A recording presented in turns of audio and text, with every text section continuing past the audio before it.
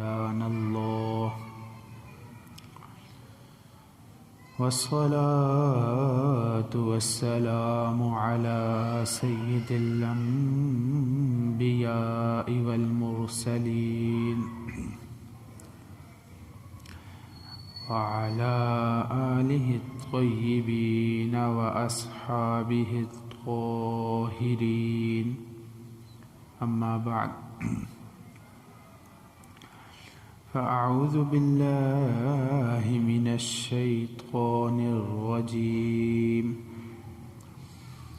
بسم الله الرحمن الرحيم ومن يغفر الذنوب إلا الله صدق الله العلي العظيم وقال الله عز وجل في مقام آخر إن الله وملائكته يصلون على النبي يا أيها الذين آمنوا صلوا عليه وسلموا تسليما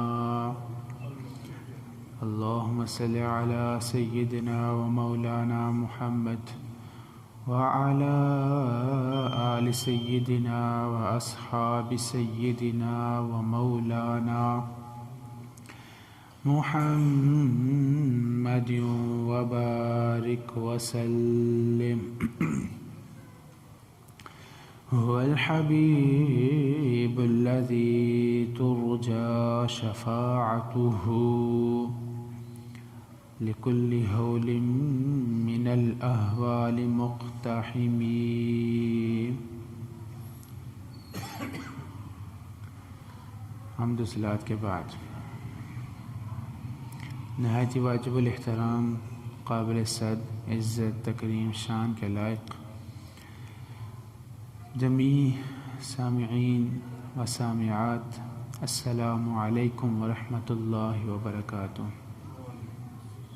اللہ عز و جل کا انگنت بے شمار لا تعالی شکر جس نے ہمیں کائنات کی مخلوقات میں سے افضل اکرم اعز اشرف احسن پیدا کیا، مزید برآں اس نے ہم پہ کرم کیا، آقا نامدار آقا عرب و عجم فخر آدم و بنی آدم والی کون و مکان شاہد ما طغی صاحب علم نشرح معصوم آمنہ آقائی و مولائی و ملجائی و مأوائی حضور پرنور شافع یوم النشور حضرت محمد مصطفیٰ مجتبیٰ مرتضیٰ صلی اللہ تعالی علیہ وآلہ وسلم کی امت میں سے پیدا فرمایا، مزید برآں ہم پہ کرم کیا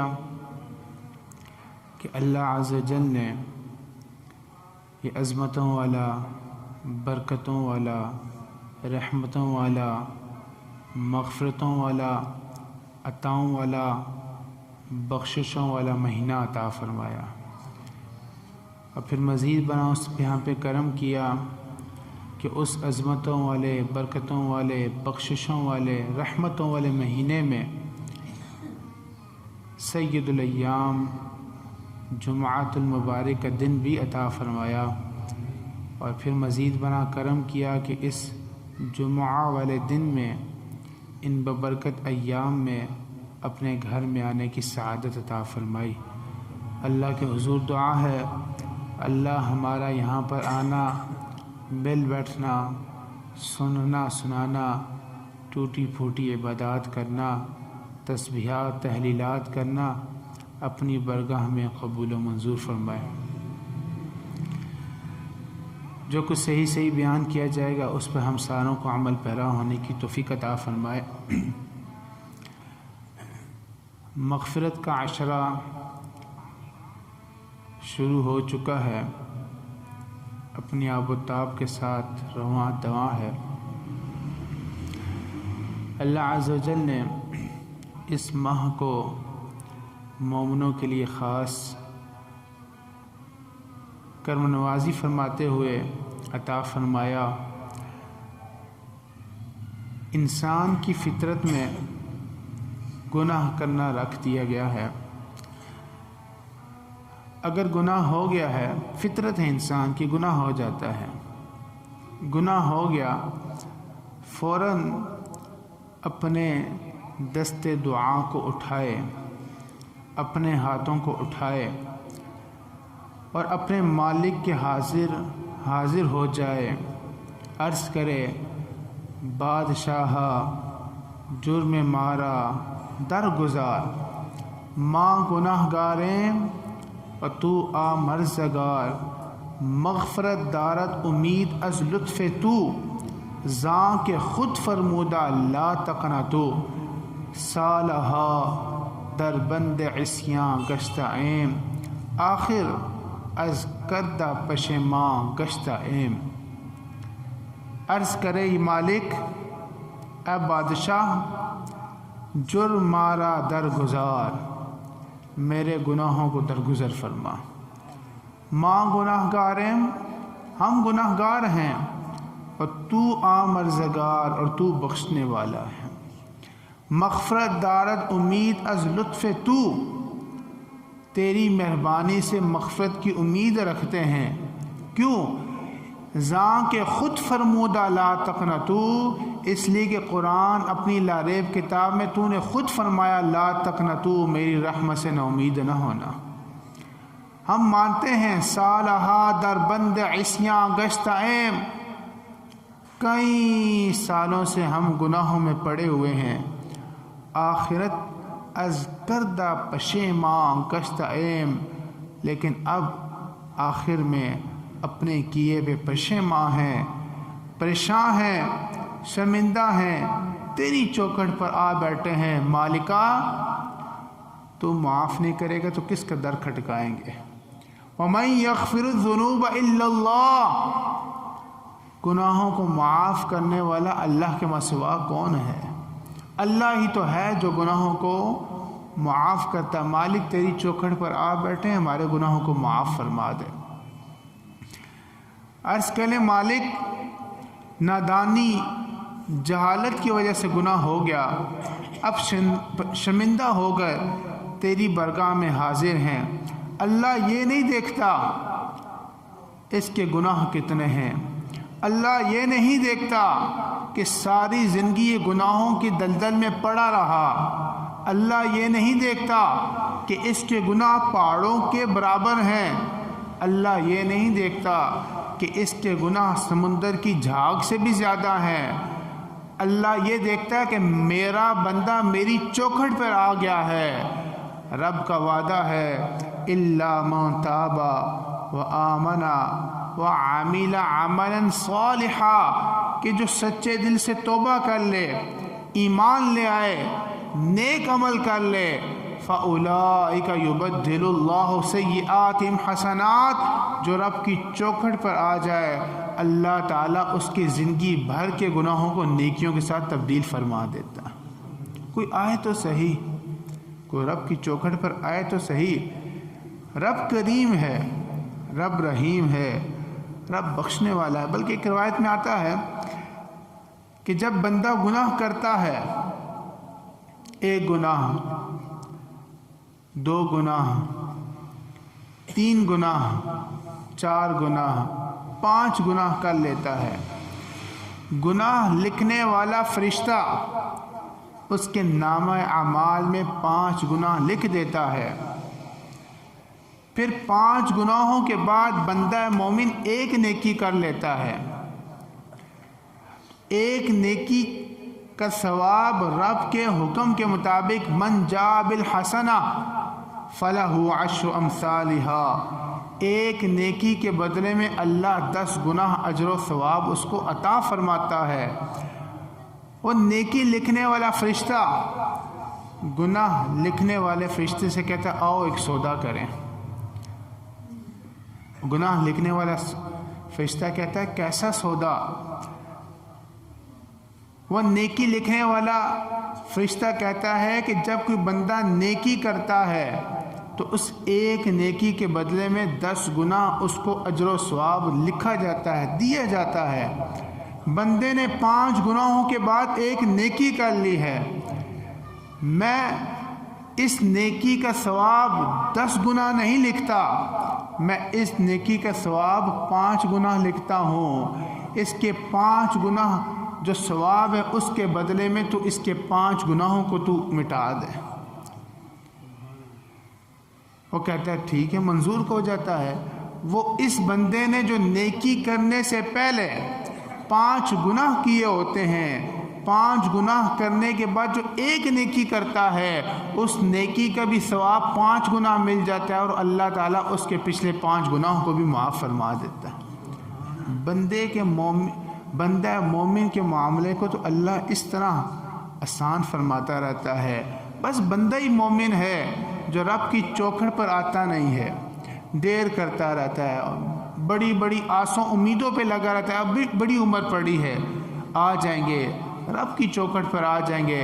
شیطان نفس اس کے مسلسل پیچھے لگے رہتے ہیں، اس کو گمراہ کرتے رہتے ہیں۔ رب کی چوکھٹ پر جب بھی بندہ آتا ہے، رب اس بندے سے بہت خوش ہوتا ہے، رب اس بندے سے راضی ہو جاتا ہے۔ ایک آنسو بس بہا لے بندہ، اللہ تعالیٰ اس کے زندگی بھر کے سارے گناہوں کو معاف فرما دیتا ہے۔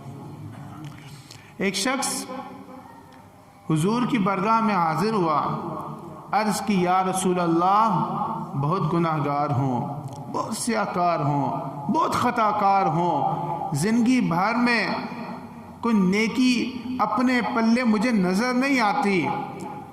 اللہ کے حبیب صلی اللہ علیہ وسلم نے ارشاد فرمایا، کیا تیرے گناہ سمندر کی جھاگ سے بھی زیادہ ہیں؟ عرض کی یا رسول اللہ، میں سمجھتا ہوں میرے گناہ سمندر کی جھاگ سے بھی زیادہ ہیں۔ فرمایا، کیا تیرے گناہ زمین و آسمان سے بھی زیادہ ہیں؟ عرض کی سونیا، لگتا یہ ہے بہت گناہ گار ہوں، بہت ہی گناہ گار ہوں، لگتا یہ ہے کہ میرے گناہ زمین و آسمان سے بھی زیادہ ہیں۔ حضور نے فرمایا، کیا تیرے گناہ رب کی رحمت سے بھی زیادہ ہیں؟ کہا نہیں سونے، رب کی رحمت کے سامنے میرے گناہ کسی کام کے نہیں۔ کہا بھی پریشان کیوں ہوتا ہے؟ جب رب کی رحمت تیرے گناہوں سے بے بہا زیادہ ہے، پھر رب کی چوکھٹ پر آ جا۔ تیرے گناہ بے شک سمندر کی جھاگ سے زیادہ ہیں، زمین و آسمان سے زیادہ ہیں، آسمان کے ستاروں سے زیادہ ہیں، لیکن رب کی رحمت سے زیادہ تو نہیں نا۔ رب کی رحمت کی طرف لوٹ آ، رب کے حضور آ جا، رب کے در پر اپنے سر کو جھکا لے۔ رب نہیں دیکھے گا تیرے گناہ سمندر کی جھاگ سے زیادہ ہیں، رب دیکھے گا میرا بندہ میری رحمت سے مایوس نہیں ہوا، میری چوکھٹ پر آ گیا ہے، اللہ اس کے پچھلے سارے گناہوں کو معاف فرما دے گا۔ بس بندہ آنے میں دیر کرتا ہے، رب کی طرف سے کوئی دیری ہوتی نہیں ہے، بندے کے آنے کی دیر ہے۔ ماں جتنا مرضی اپنے بچے سے نالاں ہو، ناراض ہو، بچہ ماں کے سامنے چلا جائے، گڑ گڑا لے، ایک آنسو بہا لے، ماں جتنا بھی ناراض ہو نا، جتنا بھی غصے میں ہو، بچے کو اپنے دامن میں سمیٹ لیتی ہے، اپنے گلے لگا لیتی ہے۔ تو وہ رب جو 70 ماؤں سے زیادہ پیار کرتا ہے، بندہ جتنا بھی خطا کار ہو، جتنا بھی بڑا گناہ گار ہو، جب رب کی چوکھٹ پہ چلا جاتا ہے، اللہ تعالیٰ اس کے پچھلے سارے گناہوں کو معاف فرما دیتا ہے۔ اللہ کو اپنے بندے پر بڑا پیار آتا ہے۔ اللہ تعالیٰ نے خود قرآن کریم میں ارشاد فرمایا، لا تقنطوا من رحمت اللہ، اے میرے پیارے بندو میری رحمت سے، اللہ کی رحمت سے نا امید نہ ہونا۔ ارشاد فرمایا، یا ایھا الذین آمنوا توبوا الی اللہ توبۃ نصوحا، اے ایمان والو توبہ کرو اللہ کی طرف، ایسی توبہ جو توبۃ النصوح ہو، سچی توبہ ہو۔ جب بندہ رب کے حضور سچی توبہ کر لیتا ہے، توبۃ النصوح کر لیتا ہے، اللہ تعالیٰ اس کی زندگی بھر کے گناہوں کو نیکیوں کے ساتھ تبدیل فرما دیتا ہے۔ صرف گناہوں کو معاف ہی نہیں کرتا بلکہ زندگی بھر کے گناہوں کو نیکیوں کے ساتھ تبدیل فرما دیتا ہے۔ توبۃ النصوح کیا ہے؟ توبۃ النصوح کے بہت سارے معنی کیے گئے، 22-23 کے لگ بھگ توبۃ النصوح کے معنی کیے گئے۔ ایک معنی جو آقا کریم صلی اللہ علیہ وسلم سے حضرت معاذ بن جبل رضی اللہ تعالی عنہ آقا کریم صلی اللہ علیہ وسلم سے روایت کرتے ہیں، آقا کریم صلی اللہ علیہ وسلم کی خدمت اقدس میں ایک شخص حاضر ہوا، عرض کرنے لگا، یا رسول اللہ صلی اللہ علیہ وسلم مت توبۃ النصوح، توبۃ النصوح کیا ہے؟ سچی توبہ کیا ہے؟ قرآن میں جس کے بارے میں رب مومنوں سے خطاب کر کے کہہ رہا ہے، اے ایمان والو توبہ کرو، رجوع کرو، اللہ کی طرف لوٹ آؤ۔ کس طرح لوٹ آؤ؟ توبۃ النصوح کے ساتھ لوٹو، سچی توبہ کے ساتھ لوٹو۔ یہ توبۃ النصوح کیا ہے؟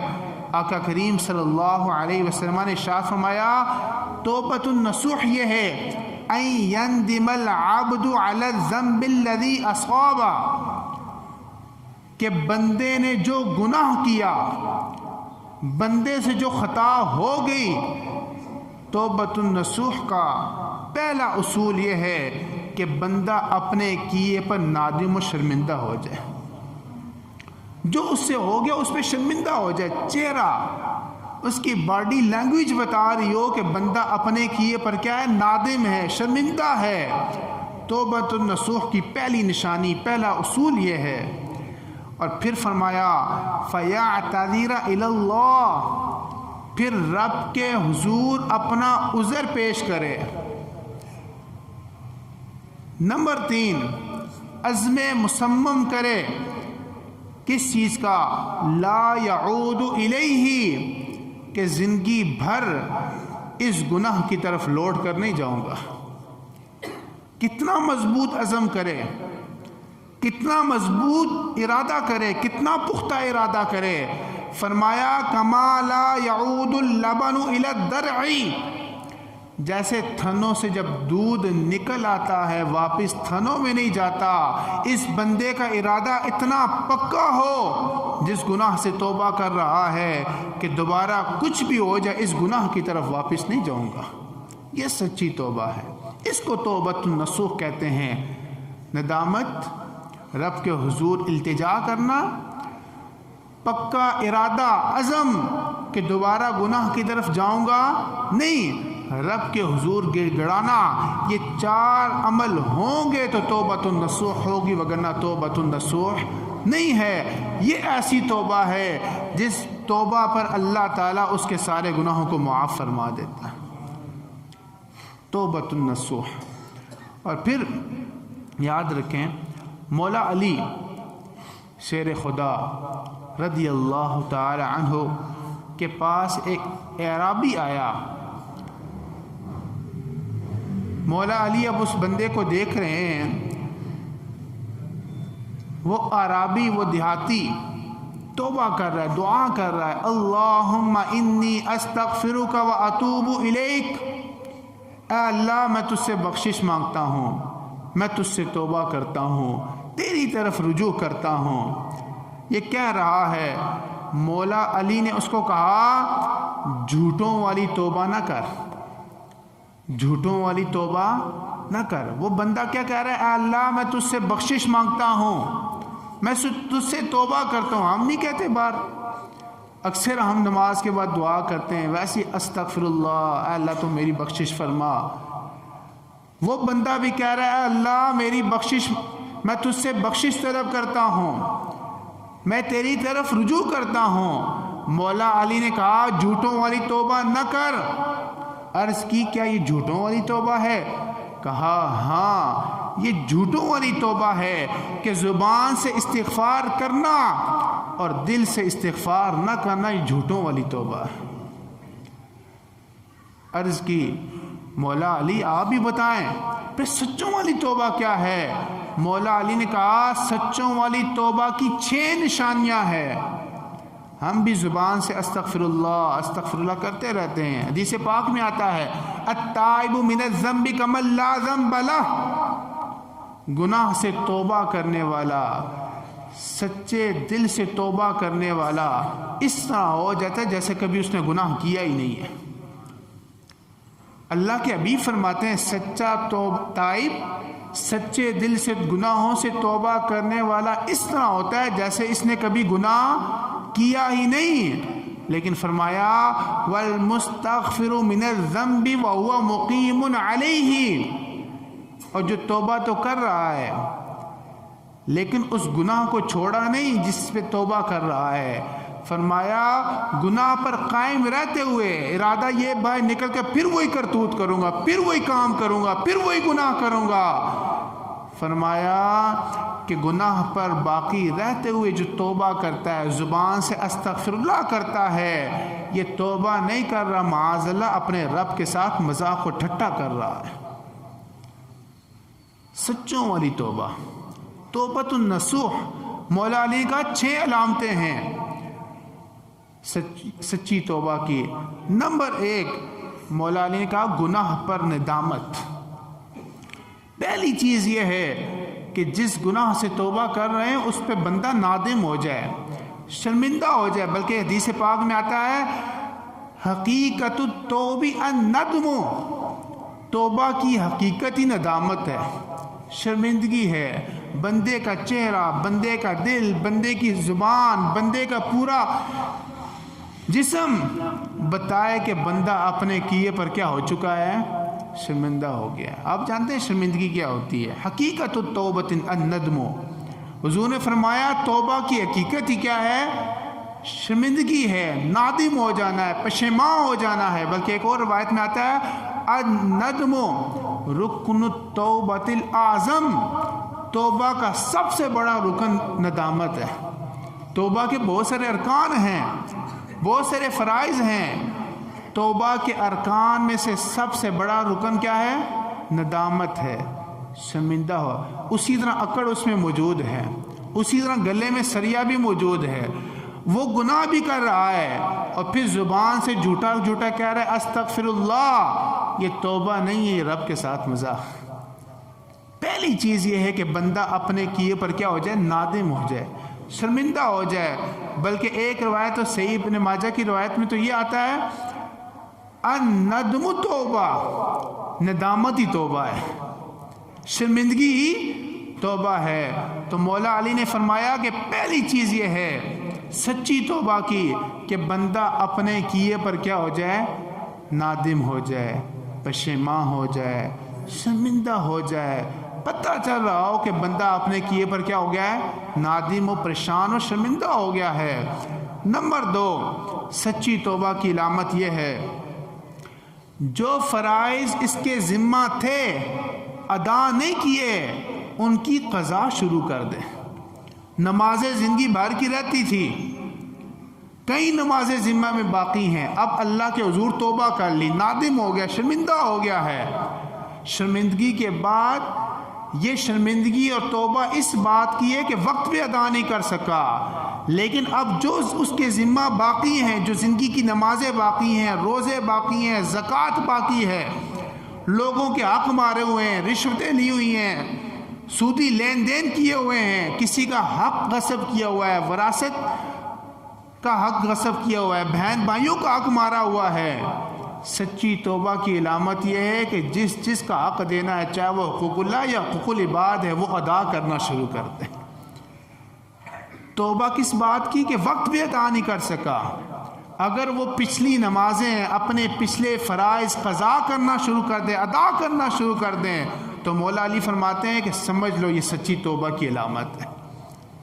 ایک دن کہہ دینا کہ میں اللہ تجھ سے معافی مانگتا ہوں، آنسو بھی بہا لیا، اگلے دن سے پھر وہی عمل، اور پچھلے فرائض کی قضا بھی نہیں، تو یہ سچوں والی توبہ نہیں ہے. تیسری چیز سچی توبہ کی علامت مولا علی نے فرمایا کسی کا قرض دینا ہے تو فوراً اس کو ادا کرے. یاد رکھیں توبہ کے درمیان حائل ہوتا ہے قرض. ہم قرض کو کچھ سمجھتے نہیں ہیں. شہید کتنا بڑا اجر ہے. قرآن کہتا ہے شہید کو مردہ نہ کہو، زندہ ہیں اللہ ان کو رزق دیتا ہے.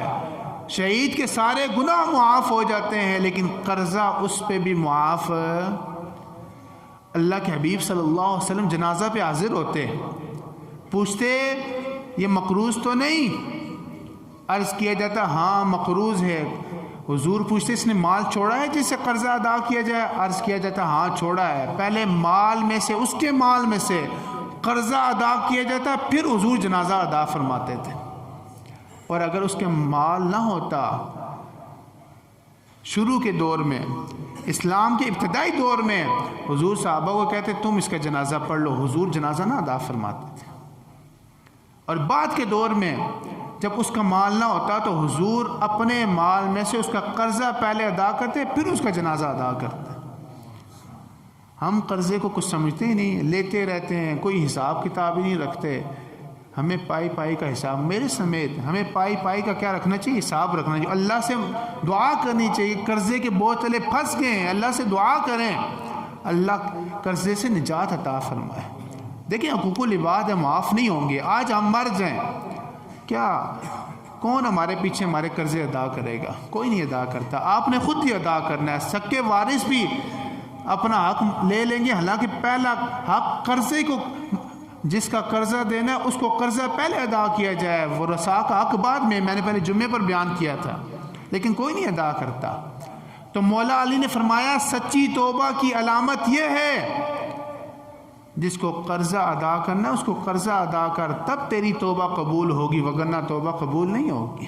اور اگر قرضہ ابھی ادا کرنا مشکل ہے، توبہ کر رہا ہے، تو جن کا قرضہ دینا ہے تو ان کو قرضہ دینے کے لیے ان سے معذرت کرے، میں جتنا جلدی ہو سکا قرضہ ادا کروں گا.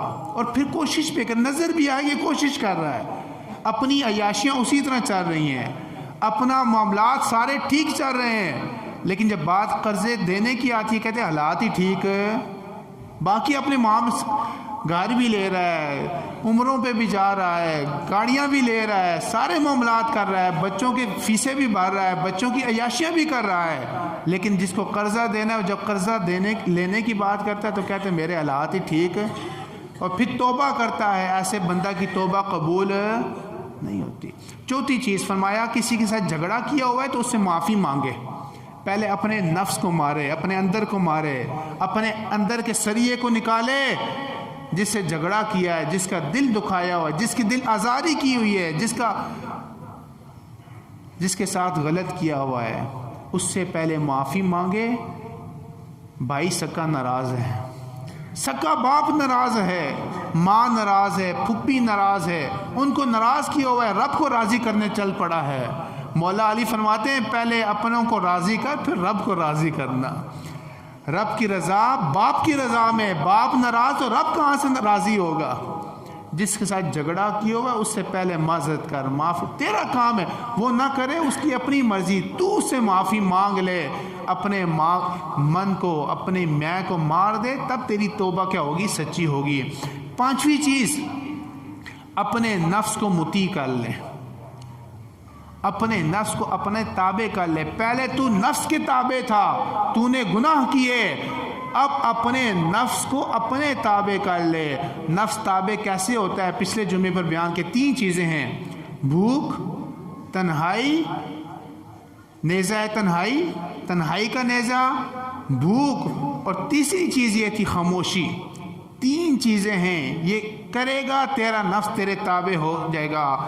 اور چھٹی چیز یہ ہے سچی توبہ کی علامت، گناہ نہ کرنے کا پکا ارادہ کر لے. اتنا پکا ارادہ کر لے جیسے تھنوں میں دودھ واپس جانا مشکل ہو، تیرا گناہ کی طرف واپس جانا مشکل. یہ مغفرت کا عشرہ ہے، گناہوں سے معافی مانگنے کا عشرہ ہے، استغفر اللہ پڑھنے اور دل سے پڑھنے کا عشرہ ہے. سچی توبہ اللہ کے حضور کریں. اللہ یہ نہیں دیکھے گا کہ بندے کے گناہ کتنے ہیں، ساری زندگی یہ گناہ کرتا رہا، سچے دل سے رب کے حضور آ جائیں. سچا میں نے بتا دیا سچی توبہ کیا ہے. سچی توبہ کے ساتھ رب کے حضور آ جائیں. رب نہیں دیکھے گا کہ ساری زندگی کیا کیا عمل کرتا رہا. رب کہے گا میرا بندہ میری چوکھٹ پہ آ گیا. الا من تاب وآمن وعمل عملا صالحا. جو بندہ توبہ کر لے، نیک عمل کر لے، اللہ تعالیٰ نہ صرف اس کے گناہوں کو معاف کرتا ہے بلکہ زندگی بھر کے گناہوں کو نیکیوں کے ساتھ تبدیل فرما دیتا ہے. یہ رب کا وعدہ ہے. لیکن شرط یہ ہے کہ بندہ کون سی توبہ کے ساتھ آئے؟ سچی توبہ کے ساتھ آئے. اللہ تعالیٰ ہمیں توبۃ النصوح کرنے کی توفیق عطا فرمائے. وما علیہ